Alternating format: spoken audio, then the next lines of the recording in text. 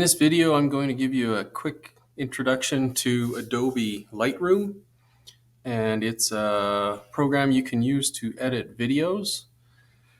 There are videos on YouTube that are available, but I've generally found that they are for older versions of Lightroom, and so the controls don't look quite the same.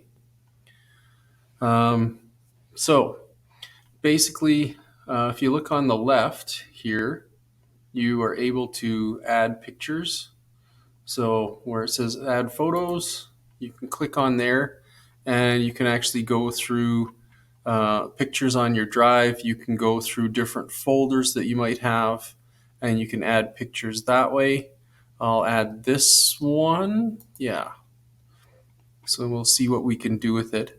And then once you've added the pictures you want, you can click review for import and it'll show you, and basically from there you can go to the top left or top right hand corner, add one photo.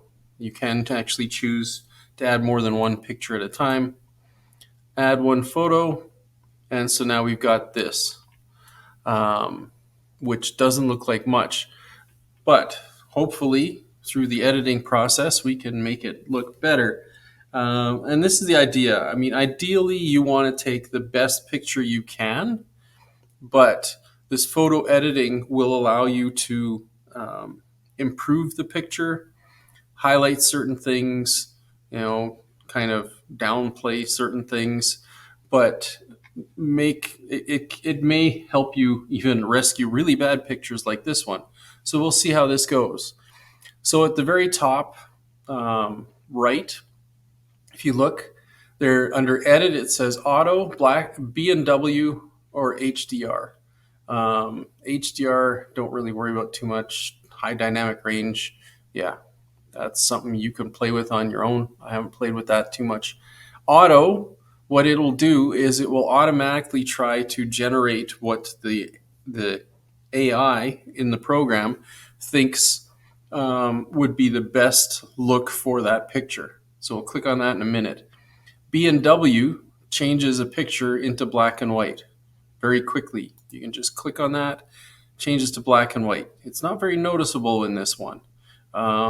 Maybe I can get a different picture to show you that with.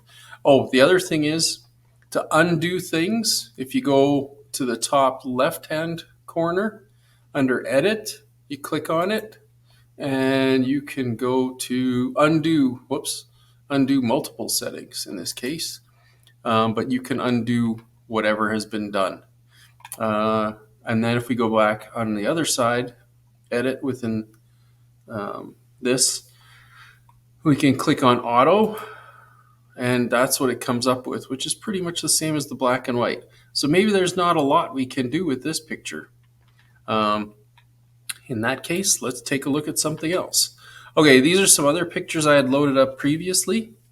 Here's a couple of the chicks that we had in the school this spring. This is making this in 2024. So these are a couple chicks we had in the school.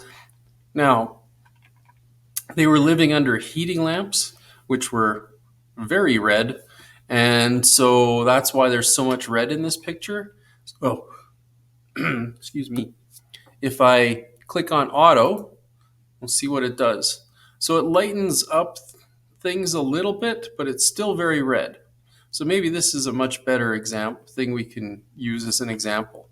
If I click on black and white now, right, it converts the picture to black and white. And actually, it doesn't look too bad. But we'll go back to edit and undo. You could also do Control Z to undo it. That undid everything. So the next thing I want to show you is here we got the profile, color. So there's color, monochrome, which basically changes to black and white. There's other profiles. I guess you could probably, yeah, you can browse profiles. So these are essentially different filters in a sense that you can apply. So there's different black and white ones. That's interesting. Um, so there are different black and white ones. There's, yeah, the artistic we kind of looked at. Um, there's modern, right?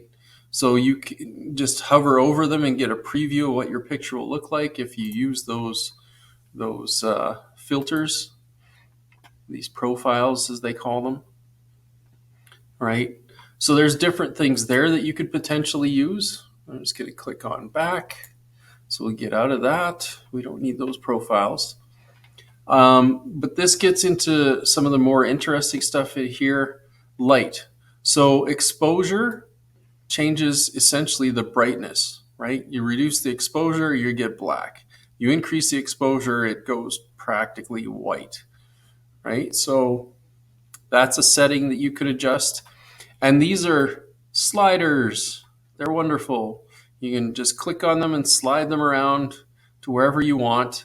The other thing is with a lot of these sliders, you can click in here. Now this one says plus 1.07 and then it goes into the minus. So you can click on it and you could go just type in plus, oh, whoops, did that do it? Yeah, let's say +4, okay? And so it'll automatically shift it there. If I typed in -2, it'll automatically move it into there. So you'll see it automatically shifted the slider and changed the picture. I'm just going to slide this one over this way a bit more. I think that's good. Contrast, well, you can see it kind of really picks up on the differences between the essentially light and dark colors. So maybe that, I like that. Highlights, again, yeah, it's not bad going that way. Highlights will pick out, again, differences between certain colors. Shadows can increase the effect of shadows in the picture or decrease them. In this case, I'm thinking I want to decrease them a bit because I want to kind of allow the viewer to really kind of see the distinction, the fluffiness, if you want to call it, of the feathers here. Whites, you can make things go very white or darker, right? So you can adjust the whites. The blacks, same thing. You can make the blacks very, very dark. So it kind of brings a lot of things into that black territory. Oh, this is kind of cool, actually. And this really lessens the black, so they become a lot brighter. So I'm thinking I'm going about here, but what I was noticing and I thought was interesting is, yeah, this feeder that they're climbing around was actually green, and now that we've adjusted the color, it's showing up as green. So this is a good effect. Now the S curve is the next thing on here. I'll scroll down a little bit, and this will allow you to adjust colors. I haven't played around with this too much myself, but there are certain things you can do. So on this side, it deals kind of with the whites, so you can turn things very, very white. And on this side, it kind of deals with the darker colors, so you can turn things very, very dark. I was watching one video, and what they did is they actually took a negative from an old film camera, and what they did is they reversed these two. They scanned the picture, and they reversed these two, so they changed the angle of this this line like that, and it actually turned that negative into a normal picture. So if you had taken this picture on film, this is what the negative would look like, apparently. So we'll put those back the way they were. But you can also change specific colors. So this is focusing just on reds, right? You can focus just on greens. So now that green is really standing out. You can focus just on blues. There's not a lot of blue in there, but I guess, it's definitely having an effect when you get extreme with it. Um, this one, I'm not even sure what it does. Oh, that's another thing you can do too. You can add different points. Whoops. Okay, it's not working for me right now. Yeah, there we go. So you can add different points along the line, and so you can change things and get some really weird effects, as you can see. Um, you just kind of mess things up. Okay, but I will undo those. Let's undo. Yeah, I might have to do a few undos here. But that's how that curve works.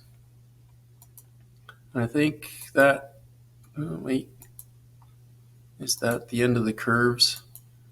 That might be the end of the curves now.